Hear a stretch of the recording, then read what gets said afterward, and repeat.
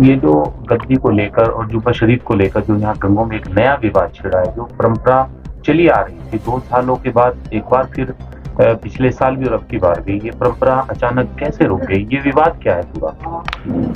औज़ुबिल्लाहि मिनश्शैतानिर्रजीम, बिस्मिल्लाहिर्रहमानिर्रहीम। पहले तो मैं तमाम आलम इंसानियत को हज़रत शेख अब्दुल कुद्दूस गंगोही के उर्स की बहुत बहुत मुबारकबाद पेश करना चाहता हूँ। दरअसल ये मामला हज़रत शेख अब्दुल कुद्दूस गंगोही के जुब्बा शरीफ का है। ये अहम और मुबारक रस्म यहाँ पर हर साल अदा की जाती है और सदियों से ये रस्म चलती आ रही है।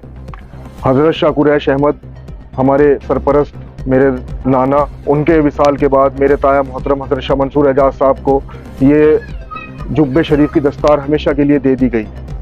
उस दस्तार के बाद पिछले 30 साल से हज़रत शाह मंसूर एजाज साहब इस दरबार शरीफ में आकर यहाँ पर खानकाह शाह कुरैश में आकर जुब्बा शरीफ की ज़ियारत लोगों को कराया करते थे। पिछले 30 साल से तमाम ज़ायरीन कुतुब आलम की खिदमत करना, उनकी देखभाल करना, तमाम फ़राइज़ को हम अंजाम देते रहे कलिया शरीफ से आकर, जो एक हमारी सिलसिले की गद्दी का एक प्रोटोकॉल था उसके बनिस्बत।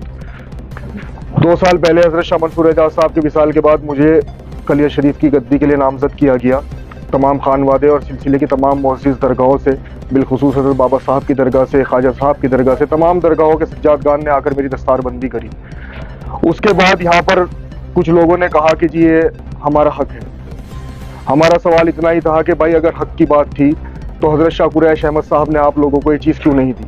जब वो हर तरह की वसीयत अपनी करके गए थे अपनी हयात में, तो इस चीज़ को उन्होंने आप लोगों को क्यों नहीं दिया? उनके विसाल के बाद जब मंसूर मियाँ साहब 30 साल तक यहाँ पर सज्जादगी करते रहे और तमाम रसूमात को अंजाम देते रहे, तो आप लोग कहाँ थे? ये जो ज़ायरीन है कुतुब आलम और तमाम कुरैश मियाँ साहब के मुरीदीन खलीफा जो यहाँ पर आते रहे, ये किस तरह रुके, कहाँ रुके, किसने उन्हें ठहराया, किसने उन्हें चाय नाश्ते को पूछा, किसने इसका इंतज़ाम किया? आप 30 साल से कहाँ थे? 30 साल बाद आप आके कह दे कि सब कुछ हमारा है, तो ऐसे तो जनाब काम नहीं चलता। फिर भी हमने इंसानियत का सबूत देते हुए हमने कहा जैसे आपको बेहतर कोई रास्ता निकले आप उस रास्ते को निकालें। लास्ट मीटिंग हमारी जॉइंट मैजिस्ट्रेट नकुड़ के यहाँ हुई। उन्होंने हमें आदेश किया कि जो भी वक्फ बोर्ड से लिखवा के लाएगा वो आप लोग, वक्फ बोर्ड आपका फैसला डिसाइड करेगा, आपका कॉम्प्रोमाइज़ नहीं हो सकता है, मैडम ने कहा। दोनों पार्टी के पास सेम रास्ता था। मखदूम पाक के करम से, अल्लाह पाक के करम से, हम अगर गलत होते तो हमारा काम ना होता। हम अपने हक पे थे तो हमारा वक्फ बोर्ड से काम हो गया। जिस काम को लोग 10-10 साल लगाते हैं, हमारा एक दिन में वो हजरत शेख के करम से वो काम हो गया। वो काम आने के बावजूद यहाँ पर क्या मसला प्रशासन के सामने दरपेश आया, मैं उस पर तो नहीं जाना चाहता।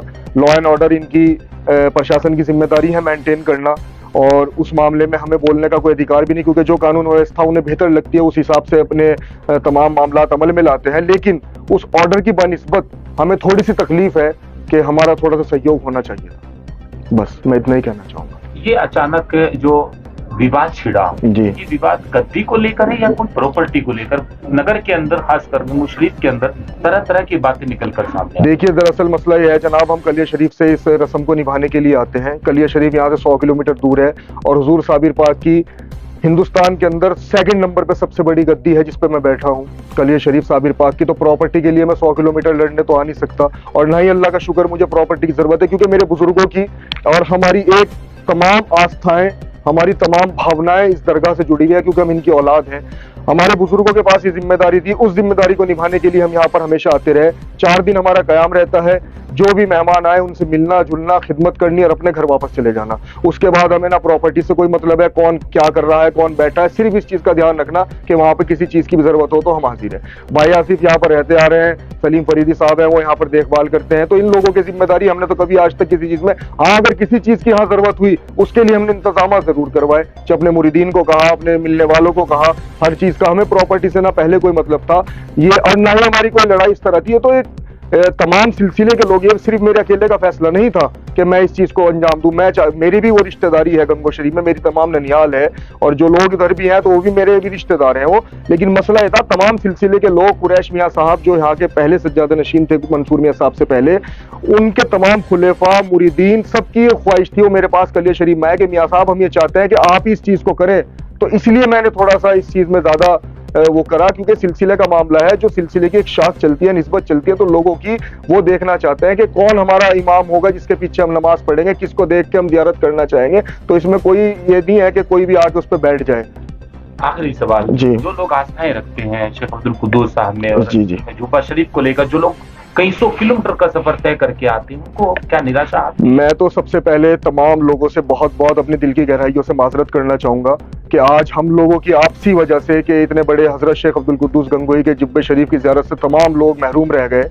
और सिर्फ ये मैं वजह समझ नहीं पा रहा हूँ कि लोग क्यों इस चीज़ को अपनी एक पर्सनल अना के ऊपर लेके जा रहे हैं। ये खानकाहों की बुजुर्गों की चीज़ है। एक खानकाह हमेशा प्यार मोहब्बत का एक प्रतीक रही है। हिंदुस्तान के वक्त, आज के वक्त में जो हिंदुस्तान का माहौल है उसके अंदर अगर कोई यहाँ प्यार मोहब्बत बांट सकता है तो वो एक ही चीज़ है, वो सूफीज़म है। ये खानकाह है, यहाँ पर हिंदू मुस्लिम सिख ईसाई तमाम धर्म के लोग बगैर किसी भेदभाव के, बगैर किसी मजहब व मिल्लत के हाजिरी करने आते हैं। आज तक कभी किसी ने किसी तरह का भी कोई मामला खानकाहों में नहीं हुए। और यहाँ पर आने के बाद जब ये मैसेज लेके अपने घरों पे जाएंगे तो इसका बहुत गलत इफेक्ट लोगों के भावनाओं पे, रास्ताओं पे जाएगा। तो इसके लिए मैं बहुत शर्मिंदा हूँ। और कलिया शरीफ के सज्जादा नशीन की हैसियत से आज हमारे जद का जो जुब्बा शरीफ यहाँ पर नहीं निकल पाया, उसकी ज़ियारत नहीं हो पाई, तो मैं तमाम अहले सिलसिले से और अहले गंगों से भी मैं माजरत चाहता हूँ कि अब अल्लाह जाने क्या बेहतराई है। लेकिन हमने जितना, हमारे से हमेशा कहा गया, हमारे से कहा गया अगर कोई कसम खाने को तैयार है अल्फन कुरान शरीफ उठा के जुब्बा शरीफ मंसूर मियां को परमानेंट दिया गया था, हम तब भी छोड़ देंगे। कसम के लिए भी रदौली शरीफ के सज्जादा नशीन हजरत नैयर मियां साहब ने कहा कि मैं कसम खाने को तैयार हूं कि सज्जादगई जो है, जो गद्दी दी जाती है वो कभी आर्जी नहीं दी जाती, हमेशा परमानेंट दी जाती है। और उन्होंने कहा था कि मैं कसम खाने के लिए तैयार हूं, उस चीज को भी नजरअंदाज किया गया। फिर कहा गया वक्फ बोर्ड से लिखवा के लाओ, वक्फ बोर्ड से भी लिया गया। तो इस तरह तो फिर मुझे लगता नहीं कि फैसला कभी होगा, क्योंकि कल को वक्फ बोर्ड ने अगर पक्का भी कोई आदेश कर दिया तो उसके बाद भी फिर यही सब होगा। तो मैं नहीं समझता इसकी कोई आने वाले टाइम में भी सूरत हाल है। और मैं हमेशा उसमें 4-5 दिन के लिए आता था, लेकिन मुझे अफसोस हुआ पहली बार। और मैं तो बस ये समझे, मेरे अगर बुजुर्गों की रिवायत ना होती तो शायद मैं मुश्किल यहाँ पर आता।